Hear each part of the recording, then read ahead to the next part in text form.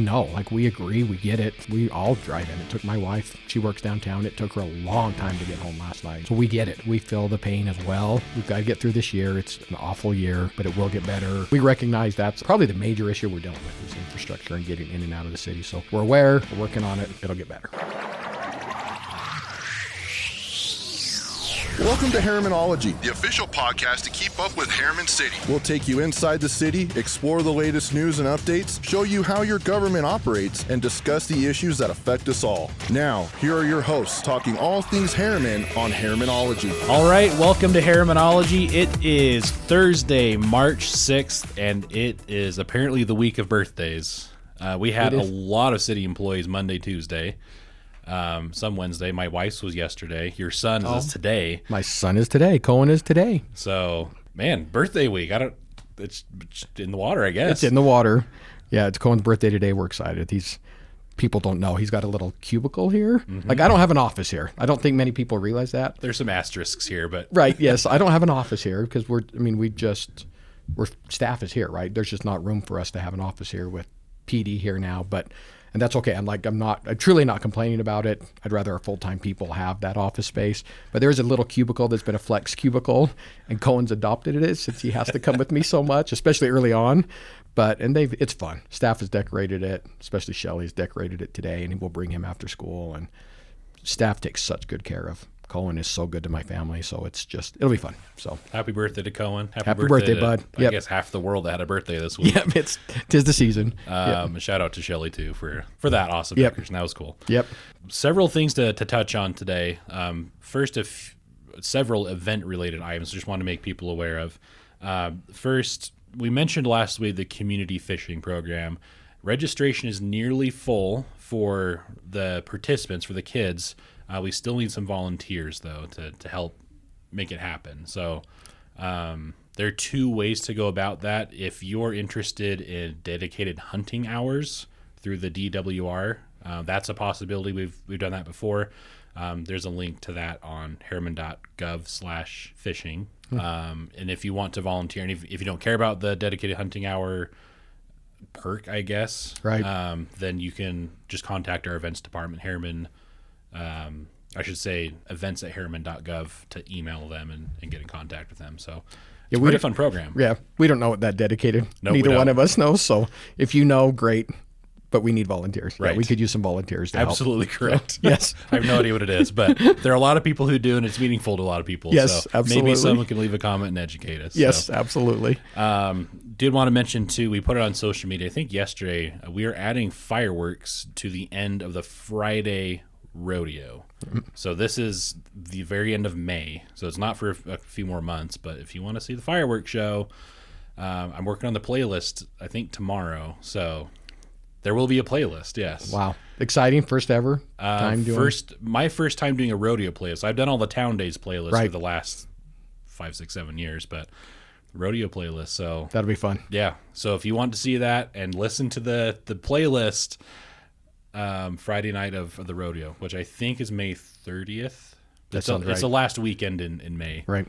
No June dates this year. So. And get your tickets now. They are on sale, and those nights do sell out. Yes. Friday and Saturday sell out. And they've been going at a faster rate than in years past, too. And we added the third night last year, so that helped spread out the crowds a little bit. So there's still opportunity to get tickets, but they are going faster. Yeah. Herrimanrodeo.com.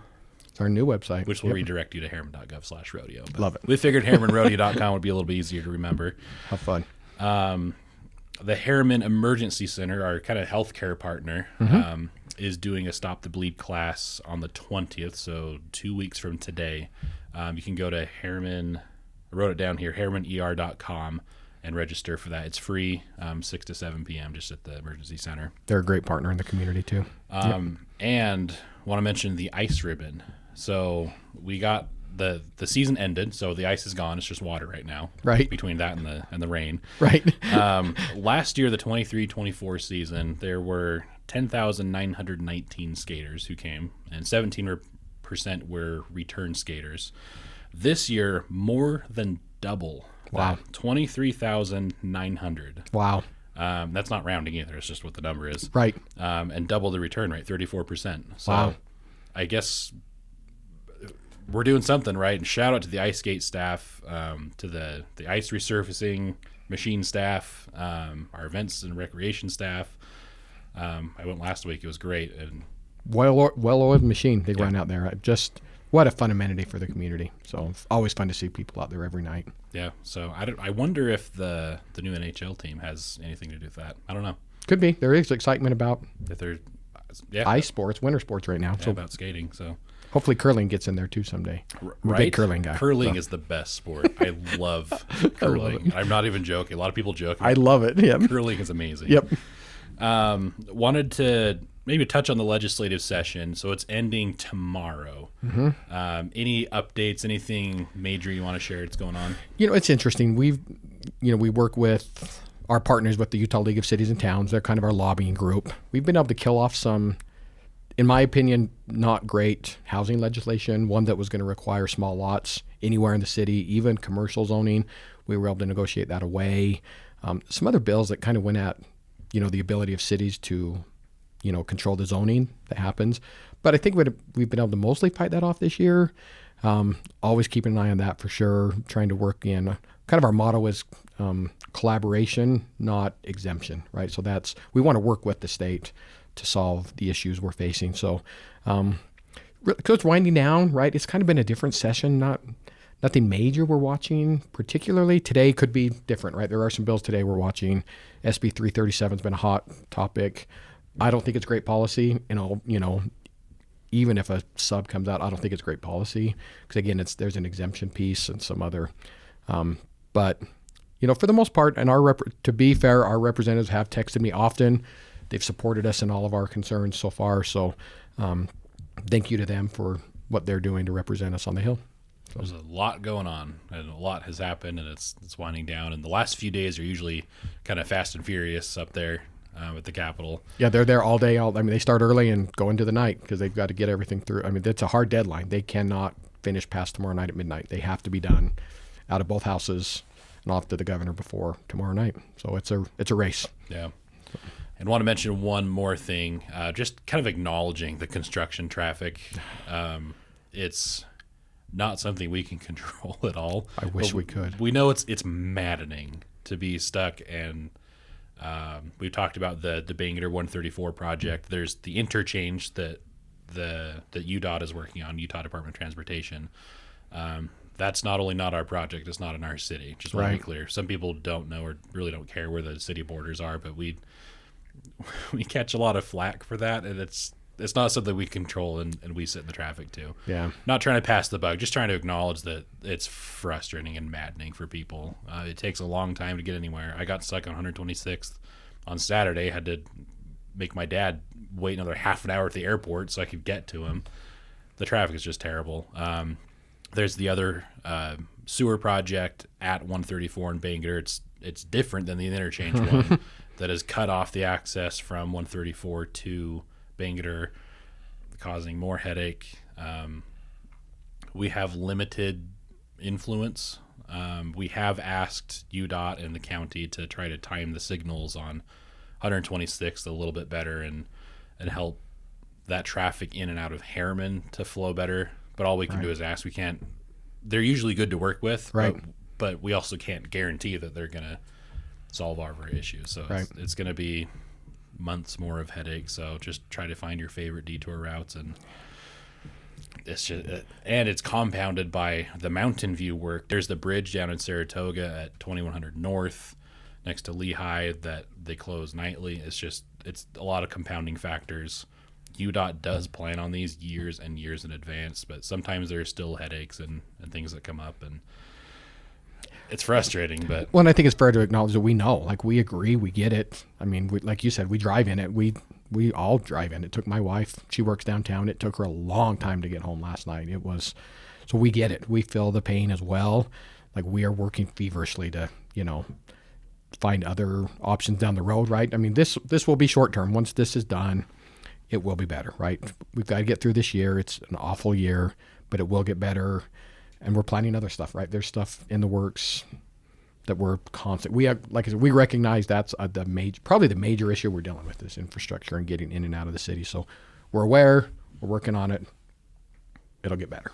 Maybe worth pointing out too that a lot of people ask, can you stop approving housing until all these projects are done? The answer is we wish, but we can't. Right. And that it doesn't work like that. And Right. there's not a legal way to do that. The Harriman City is not all powerful and can dictate everything. We do what we can to try to plan and alleviate as much as we can. There are a lot of different agencies here, city, state, and county, and a lot of planning. There's just a lot going on, and we wish we could just put all the freeways in and all the roads and everything before any house is built. That's just not how it works, and it's probably never going to work that way. Right. And luckily we have been, I mean, it's not great. The interest rates have been hard, right? It's making it harder for people to get into homes, right? But it did slow down the growth in Herriman a little bit. There was 1 month last year we didn't issue a single building permit for a home, right? So that's unheard of for Herriman, right? To go a full month without a building permit. And so we have over the last few years had a chance to catch our breath a little bit and catch up on some of this infrastructure, 132, 138th, Main Street. But like we've talked about this, the whole city is entitled. There's housing, and we can't, once that's been entitled, there's no stopping it. There isn't. So the best we can do is accept that that's what's the reality and just try to work, the best we can moving forward to solve the challenges that come with it. Yeah. And the problem with upgrading all the roads that you drive every day, the major streets, 134, 126, Bangor, Main Street, is those are heavily trafficked roads, and in order to fix them and expand them, make them bigger and carry more traffic, you have to shut them down. Yeah. And block lanes so that workers can work safely. Right. And it's maddening. Yep. And it feels like it goes on forever, but it's going to end at some point. The 134 and Bangor traffic, that's going to alleviate a lot of issues. But just, we see you. There are a lot of people reaching out to us just super frustrated, and we get it. Yeah. It's not our project, but even so, we hear you, and we're in it too. So. Yep, 100%. Anyway, we had planned maybe a discussion about public infrastructure districts. We'll punt that for another day. There's an interesting mini discussion on it last night in the Planning Commission work meeting, but just an interesting way that we've talked about it briefly before here, but how the infrastructure, that's a way where infrastructure can come in before development. Relatively new tool, but anyway, we'll punt that for another day. Let's do that. Maybe a teaser. I like that. So anyway, thanks for carving a few minutes out. Mayor Palmer didn't even introduce it. This is Mayor Palmer. Hopefully, it's good to be here. If you watch the podcast, your face by now, right? If you're new to the podcast, welcome. Let other people know if you like it. If you don't like it, let us know. Anyway, I'm John LaFollette, Communications Manager. Leave us a question, comment, anything, rating. And with that, we'll say thanks for listening and watching, and we'll catch you next time.